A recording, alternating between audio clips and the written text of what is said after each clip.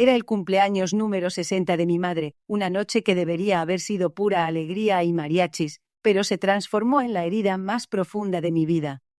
Me llamo Sofía, y esa noche, bajo las luces festivas de nuestro hogar en Coyoacán, mi propio hermano, el que juró protegerme, me destrozó. Jamás imaginé que la traición tendría el rostro de mi sangre. Con un vaso de tequila en la mano, frente a toda la familia, soltó las palabras que me expulsarían de mi propio linaje. Sofía ya no pertenece a esta familia. El aire se congeló. El mariachi dejó de tocar. El rostro de mi madre se desfiguró por el shock. En ese instante, todo lo que creí conocer sobre el amor familiar se desmoronó. ¿Cómo alguien que creció contigo, que compartió tus sueños y tus penas, podía apuñalarte con tanta frialdad? La humillación fue insoportable, la rabia me consumió. Pero lo que él no sabía es que esa noche, al intentar destruirme, solo encendió una llama. Una llama que ardería hasta que cada uno de sus secretos saliera a la luz. Me juré que recuperaría mi lugar, no con súplicas, sino con una verdad tan brutal que nadie podría ignorarla. Esta no es solo mi historia de cómo me levanté de las cenizas, es la historia de cómo desenterré una conspiración familiar que lo cambiaría todo. Prepárense porque lo que van a escuchar es más oscuro que cualquier telenovela, y la venganza en mi México querido se sirve fría y con mucho chile. ¿Están listos para saber qué pasó después de que me echaron de mi propia casa? Mi nombre es Sofía, y mi vida cambió para siempre la noche del cumpleaños de mi madre. Recuerdo el aroma a carnitas y el murmullo de las conversaciones familiares en nuestro pequeño patio de Coyoacán. Había risas, música de mariachi de fondo y el inconfundible sabor del mole poblano que mi abuela preparaba solo para ocasiones especiales. Para mí, Sofía, ese ambiente era el sinónimo de hogar, de seguridad. Pero esa noche la seguridad se hizo añicos. Mi tío Jorge, el hermano de mi madre, a quien siempre había admirado, se puso de pie con una copa de tequila en la mano. Su mirada, normalmente cálida, era fría y calculadora. Pensé que brindaría por mi mamá, pero sus palabras fueron un golpe directo al corazón de nuestra familia, y especialmente al mío. Con una voz que cortó el aire festivo, declaró que yo, Sofía, ya no pertenecía a la familia. Dijo que mi presencia era una vergüenza, un recordatorio constante de un error que, según él, había manchado su apellido. Las palabras vergüenza y error rebotaron en las paredes de mi mente, cada una más dolorosa que la anterior. No entendía. No podía entender. Mi madre intentó intervenir, su rostro pálido y sus ojos llenos de lágrimas, pero Jorge la interrumpió con un gesto despectivo.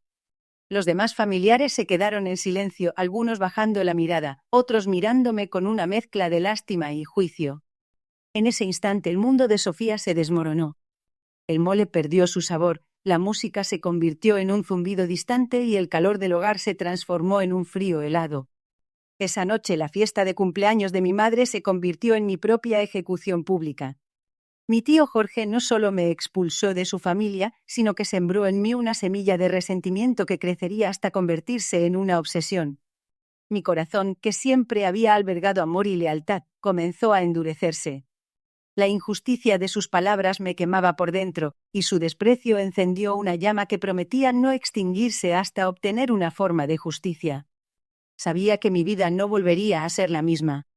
Este no era el final de mi historia, sino el principio de una búsqueda implacable. La humillación de aquella noche me carcomía. Sof no podía dormir, reviviendo una y otra vez las miradas de los demás, el silencio cómplice de mi familia. La idea de que mi tío Jorge me hubiera despojado de mi identidad, de mi lugar en el mundo, se había arraigado profundamente en mi ser. Necesitaba entender por qué. Esa palabra, vergüenza, resonaba en mis oídos como un eco macabro. ¿Qué error tan grave había cometido Sof para merecer semejante destierro? Mi madre, con el rostro marcado por la angustia, evitaba mi mirada. Susurros a media voz, silencios incómodos cuando yo entraba a una habitación, todo indicaba que había una verdad oculta, algo que ella protegía con un dolor visible.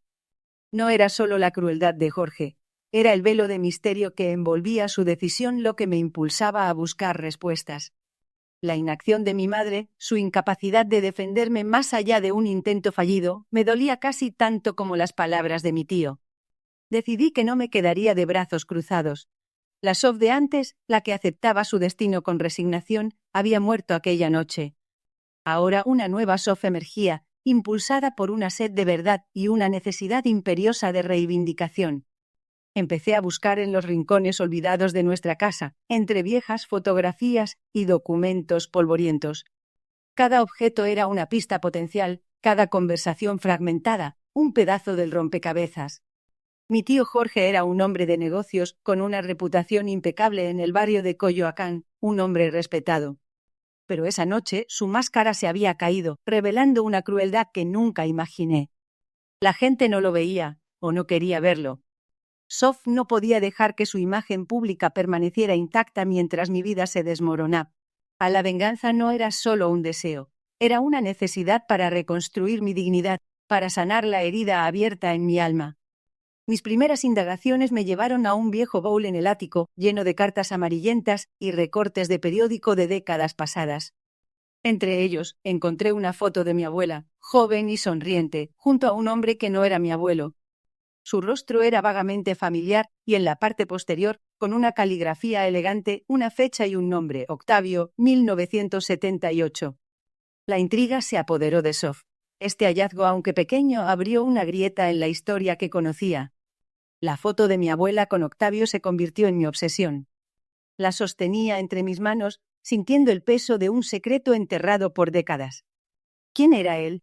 ¿Por qué mi abuela, una mujer que siempre idealicé como la pilar de nuestra familia, tendría una foto con un hombre que no era mi abuelo? Cada vez que la miraba, la imagen de mi tío Jorge declarando que yo no pertenecía se hacía más nítida. Conectaba los puntos de una manera que me helaba la sangre. Decidí empezar por lo obvio, mi madre.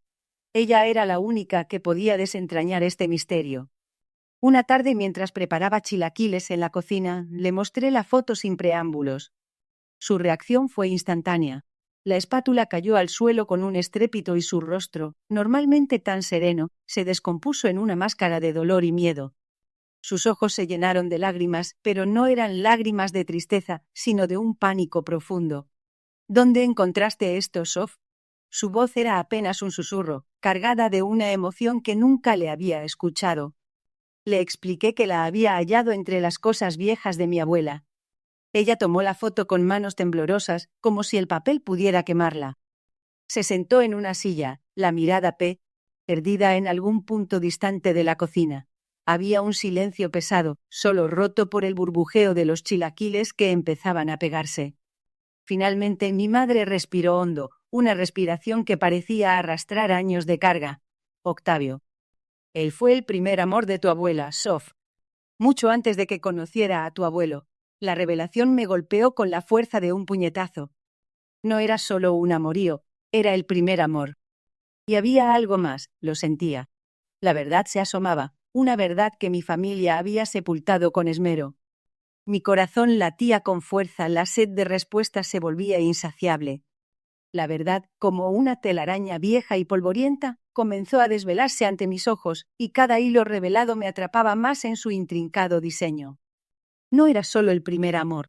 La abuela de Sof, mi abuela, había quedado embarazada de Octavio. Esa era la mancha, el secreto que mi tío Jorge había usado para justificar su crueldad. Mi corazón se retorcía con una mezcla de dolor y furia al imaginar el sufrimiento silencioso de mi abuela.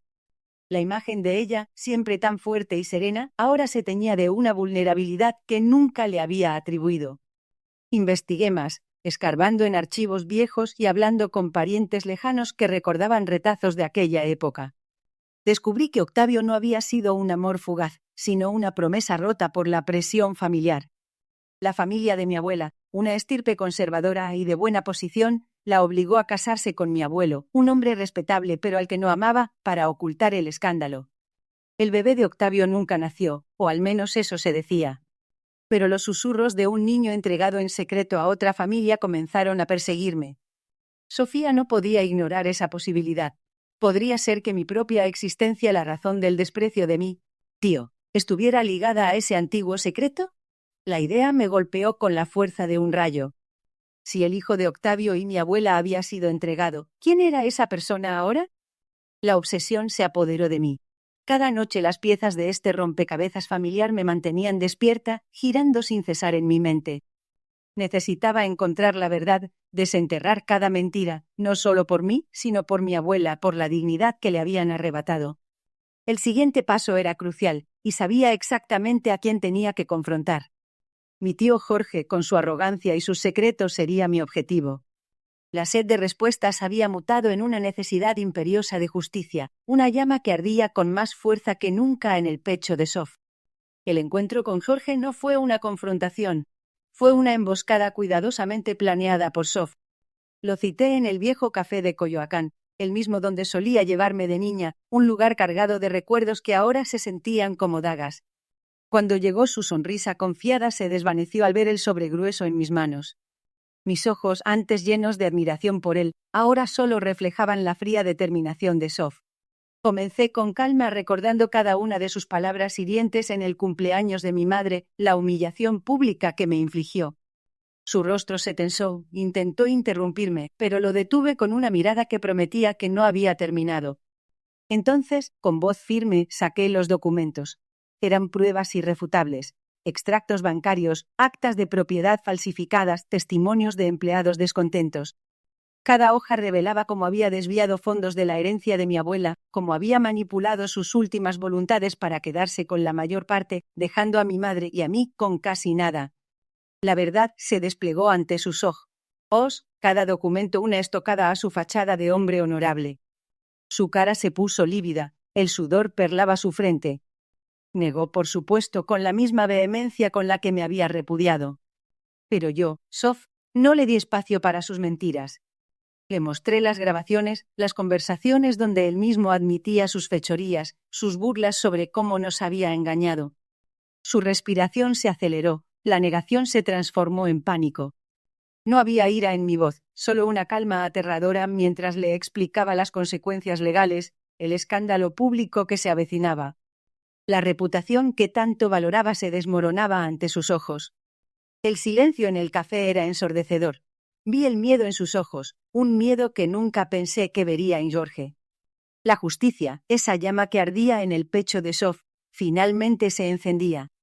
El miedo de Jorge, que tanto tiempo esperé, finalmente era palpable. La sala, antes llena de charlas animadas, se había convertido en un tribunal silencioso, y yo, Sof, era la jueza. Sus ojos se movían frenéticamente, buscando una salida, una excusa, pero no había ninguna. Cada palabra que pronuncié fue un golpe calculado, desmantelando su fachada de hombre intachable. No era una explosión de ira, sino una disección fría y precisa de su hipocresía. Le recordé cada humillación, cada vez que me hizo sentir indigna, cada susurro que envenenó a la familia contra mí. La gente a nuestro alrededor, que antes me había mirado con lástima, ahora lo observaba a él con una mezcla de sorpresa y desdén. La reputación que tanto había cuidado, que había usado como arma para herirme, ahora se hacía pedazos frente a todos. Vi cómo su rostro se descomponía, cómo la arrogancia se desvanecía para dar paso a una desesperación patética. Mi madre, con los ojos llenos de lágrimas, no de tristeza, sino de alivio y orgullo, se acercó a mí y me tomó la mano. Su gesto fue un bálsamo para mi alma, una confirmación silenciosa de que todo el dolor había valido la pena. Jorge intentó hablar, balbucear una defensa, pero su voz se quebró. La vergüenza lo consumía. No hubo gritos ni golpes, solo la verdad desnuda revelada ante todos. Me puse de pie, mi corazón latiendo con una calma que nunca antes había sentido. Miré a Jorge una última vez, no con odio, sino con una extraña sensación de vacío. La venganza, una vez mi motor, ahora se sentía como una carga. Había ganado, sí, pero la victoria no trajo la euforia que esperaba. En cambio, sentí una paz extraña, una liberación del resentimiento que me había atado por tanto tiempo. La justicia de Sof no era destructiva, sino liberadora. Mientras el mariachi tocaba, cielito lindo, vi la cara de mi mamá, iluminada por las velas del pastel. Era una mezcla de alivio y una tristeza profunda que solo yo podía entender. Mi venganza a la caída de Ricardo había sido espectacular, pública y devastadora. Le había quitado todo, tal como él intentó hacerlo conmigo. Pero al verlo quebrado, humillado frente a todos en la plaza, no sentí el arrebato de alegría que había imaginado durante meses. En cambio, un vacío frío se instaló en mi pecho. Había ganado, sí, pero ¿a qué costo? La obsesión me había consumido, me había transformado en alguien que apenas reconocía. La justicia que busqué, esa dulce retribución, se sentía ahora como una carga pesada. La sonrisa de mi mamá, aunque genuina, no borraba la sombra de lo que había hecho. Me acerqué a ella, la abracé fuerte y susurré un feliz cumpleaños, mamá. En ese momento entendí que el verdadero triunfo no era la destrucción de Ricardo, sino la reconstrucción de mi propia vida, lejos es de la amargura. Había recuperado mi lugar, mi nombre, mi dignidad. Pero la cicatriz de esa batalla, la de convertirme en lo que más odiaba, me recordaría para siempre el verdadero precio de la venganza. Era el cierre, sí, pero un cierre que venía con su propia y amarga lección.